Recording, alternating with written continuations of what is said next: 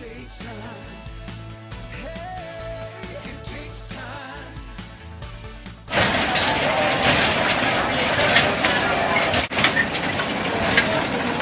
Well, I just landed in Logan Airport, about to go on a marathon speaking tour. I had 9 presentations, I think, in 7 days. I kind of lost track. Tomorrow, I actually go to Rhode Island. I have a personal coaching client, and then I do a To Tell Your Story workshop at night. But had some drama at the airport. Left my laptop at security. Duh! Oh my. Did you know I was blonde? I'm blonde. Don't usually do that, but a little drama. Thank goodness for Cheyenne. Cheyenne was able to track it down and is overnighting it to me tomorrow. So.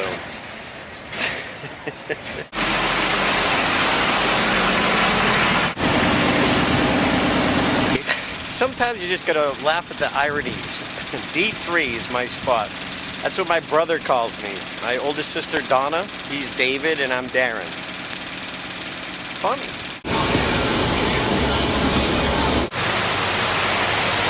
The cool thing about going home is you can go to your favorite restaurants.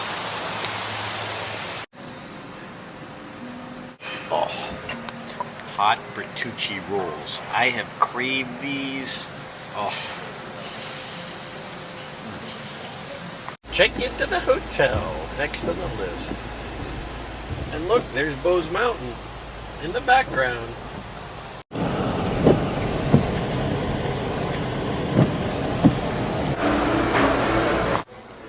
One of the nice things about travel this time of year is that a lot of the hotels really try and make people who are travelers feel welcome. And it's kind of nice. I like it. One of the other challenges when you go coast to coast is to make sure your sleep is in line with the time zone. So sometimes you have to force yourself to go to bed early as far as the clock is concerned, because I'm still in Vegas time. Well, it's day 1, starting the marathon. Actually, very fortunate that sometimes in my schedule I can fit some family things in. And my mom actually has to go in for surgery this morning. I'm glad I can stop by her house before my first presentation. So sometimes travel is a beautiful thing.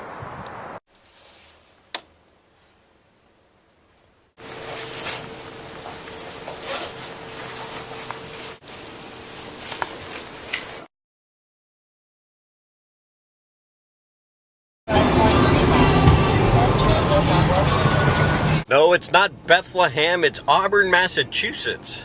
You may hear Craig's voice in the background. He's not in the car. Well, I guess he is in the car, listening to his back of the room selling program as I drive.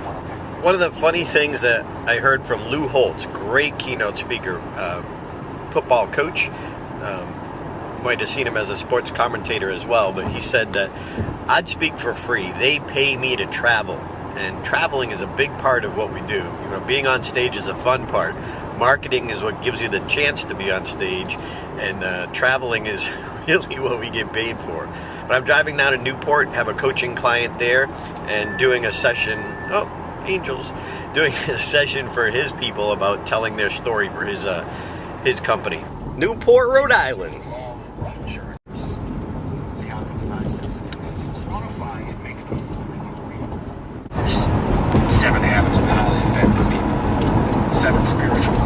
That out there is Goat Island. I've done many a presentations at that hotel when I started my career.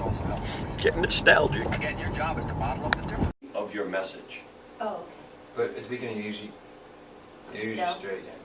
And that's okay, but right now you're kind of doing this. Yeah. So this to me is as a listener, you're not even aware, and you're comfortable. But is this kind of showing like I'm an expert and I know exactly what I'm talking about? Just look at me. Or is this saying, I'm a ballerina? I'm a So ballerina. it's just, so just be aware. Now it doesn't mean you have to take a manly stance, but straightforward, directly to them, not moving. She has me on the side angle though. I'm front to them. She's side to me. fellow friends Very and sad. family members. It's There you kind of neat to hear them. But you're still kind of moving around. It's really Try and cool. stay. It's okay if you move, but stop. So I'm here in the office in Newport, Rhode Island of Chris Prefontaine, friend from grade school as well as client, coach. So Chris, we just spent an hour and a half coaching you and your wife. They do a co-presentation. What was coaching for you? What's the value? Actually, it's been 3 hours. Three good hours. Guys, I always say this. My business is communication as well. So I want to constantly improve myself, but I'm just thinking, I don't care what business you're in, when you increase your value to whoever you're speaking to, your clients, your customers, your audience, your check follows. It can't be that your check outgrows your skill set and your value that you're providing. It can't be. And if it does, it settles back down.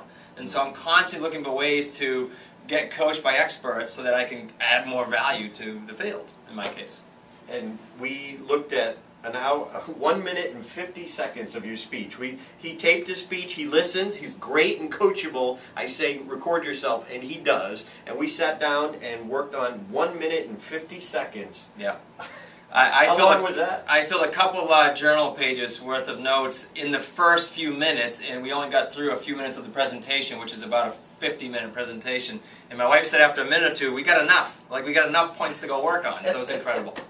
So cool. Thanks for being coachable. Thank you, buddy. And happy to work with you. Appreciate it. Get coached. I don't care who it is. Get coached. By the way, teasing is part of storytelling. Teasing. Because then it gets you to want to know. So what I'm doing is planting the seed of what I'm going to tell you later on, but it's really important. But now you want to know that. Repetition.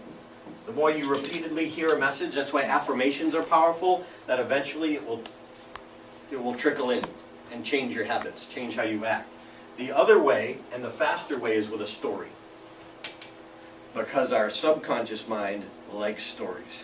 Because we've been trained by such a young age. First, what was my ending emotion? So this is emotions. Disappointment. Okay? Disappointment or sad, either one.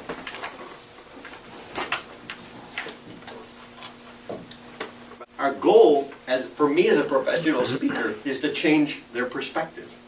Your goal, to make the sale pitch, so to speak, is to change their perspective about what's possible and about the vehicle to get there. So I just pulled into the hotel after 2 presentations and driving back to Framingham from Newport, Rhode Island. Hour and a half, hour and 3/4 drive. And of course, at the very beginning of the drive, I'm pumped up. I got the adrenaline going. But I knew, because I know me, and you got to know your own body, that an hour or so down the road, all of a sudden I'm going to start going brr, brr, brr, brr, and down my energy level. And the one scary thing, I remember early on in my comedy career doing those 2.5-hour drives to Maine, was falling asleep at the wheel. And that's something that is part of our business and you need to be aware of. And I remember I'd do things like run around, stop the car, get out, run around no matter if it's 0 degrees out to get the energy going back. So fortunate I didn't have to do that, but I'm really feeling it now. But the presentation was great. Look forward to a good night's sleep. I can sleep in tomorrow, and then I'm going to have lunch with my sister and 2 presentations tomorrow night up on Bose Mountain, right up there. So see you tomorrow. Stage time. Stage time.